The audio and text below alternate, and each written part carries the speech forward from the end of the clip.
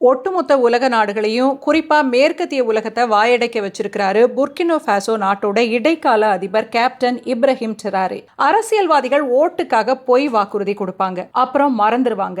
இது உலகத்துல வழக்கமான விஷயம்தான். ஆனா 1960 இருந்து, அதாவது கடந்த 60 வருஷங்களுக்கும் மேலா அந்த நாட்டு மக்கள் ஆவலோட காத்துக்கிட்டு இருந்த ஒரு மெகா கனவு திட்டத்தை வெறும் 8 மாசத்துல ஒருத்தர் முடிச்சு காட்டி இருக்காரு அப்படின்னா நம்ப முடியுதா? அதுதான் ஜூலை மாசம் 25ஆம் தேதி அன்னைக்கு திறக்கப்பட்ட போ காப்ரோ டேம். ஆப்பிரிக்காவோட நசினான் பகுதியில் இருக்கிற மக்கள் விவசாயத்துக்கும் குடிக்கிற தண்ணிக்கும் வருஷ கணக்கா கஷ்டப்பட்டுக்கிட்டு இருந்தாங்க. 1960கள்ல இருந்து வந்த ஒவ்வொரு அரசாங்கமும் அணை கட்டுவோம் அப்படின்னு சொல்லி ஏமாத்திக்கிட்டு தான் இருந்தாங்க. ஆனா கேப்டன் டெராரே ஆட்சிக்கு வந்ததும் என்ன பண்ணார் தெரியுமா? உலக வங்கி வாசல்ல போய் கடனுக்காக கையேந்தி நிக்கல. நேரடியா தேசிய அணை மேம்பாட்டு வாரியத்தை முடுக்கி விட்டாரு. ராணுவ பொறியாளர்கள் மற்றும் உள்ளூர் தொழிலாளர்களை களமிறக்கினாரு. இரவு பகலா வேலை நடந்துச்சு. அதனால வெறும் 8 மாசங்கள்ல 700 மீட்டர் நீளமுள்ள ஒரு பிரம்மாண்ட அணை இன்னைக்கு கம்பீரமா நிக்குது. இதுல 1.1 மில்லியன் கனமீட்டர் தண்ணீரை சேமிக்க முடியும். இப்போ அந்த பகுதி மக்களுக்கு தூய்மையான குடிநீர் கிடைக்கிறது மட்டும் இல்லாம வருஷம் முழுக்க விவசாயம் பண்ணவும் மீன் வளர்க்கவும் வழி பிறந்திருக்கு. இதுதாங்க டெராரே ஸ்டைல். இந்த போகாப்ரோ அணைங்கிறது ஆரம்பம் தான். இதை முடிச்ச கையோட டெராரே அடுத்தடுத்த அதிரடிகளை தொடங்கி இருக்கிறாரு. முதலாவது சாங்கின் மெகா டேம். இதுல 61% வேலைகள் முடிஞ்சு இறுதி கட்டத்தை நெருங்கிட்டு இருக்கு. இதோட கொள்ளளவு எவ்வளவு தெரியுமா? 123 மில்லியன் கனமீட்டர். கிட்டத்தட்ட 400 ஹெக்டேர் விவசாய நிலங்களுக்கு இது பாசன வசதி கொடுக்க போகுது.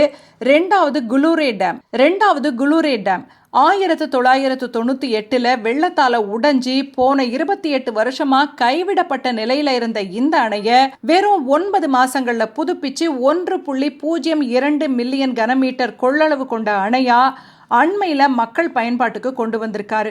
அது மட்டும் இல்லாம நாட்டோட தண்ணீர் இறையாண்மையை மீட்கிறதுக்காக 145 மில்லியன் டாலர் செலவுல 35 பழைய அணைகளை புதுப்பிக்கும் மிகப்பெரிய திட்டமும் இப்ப நடந்துகிட்டு இருக்கு. அணைகள் ஒரு பக்கம்னா இன்னொரு பக்கம் நாட்டோட போக்குவரத்தையே மாத்தி அமைச்சிருக்கிறாரு.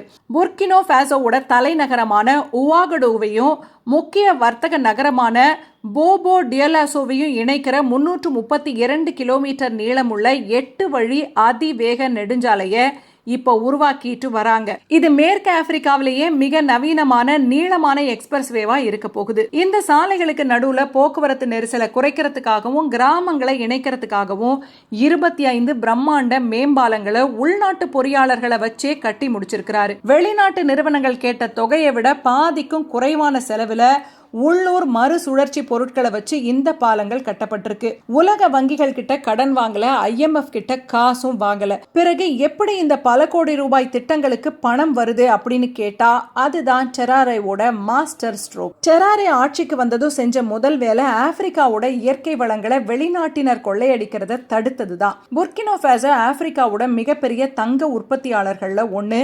வருஷத்துக்கு 94 டன் தங்கம் எடுக்கிறாங்க. முன்னாடி இதெல்லாம் கச்சா பொருளா வெளிநாடுகளுக்கு கடத்தப்பட்டுச்சு. டெராரே இதை தடை செஞ்சு உள்நாட்டிலேயே சொந்தமா தங்க சுத்திகரிப்பு ஆலைய ஆரம்பிச்சாரு.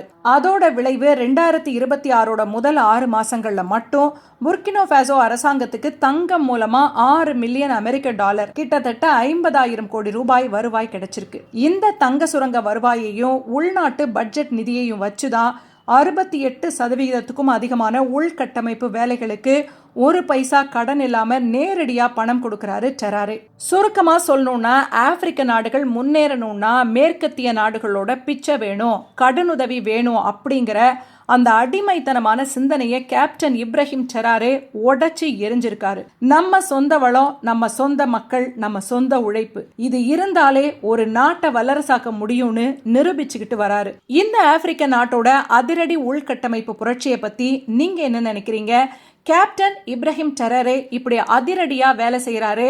அவரை நினைக்கும் போது உங்களுக்கு எந்த தலைவர் நினைவுக்கு வராரு? கமெண்ட்ல சொல்லுங்க.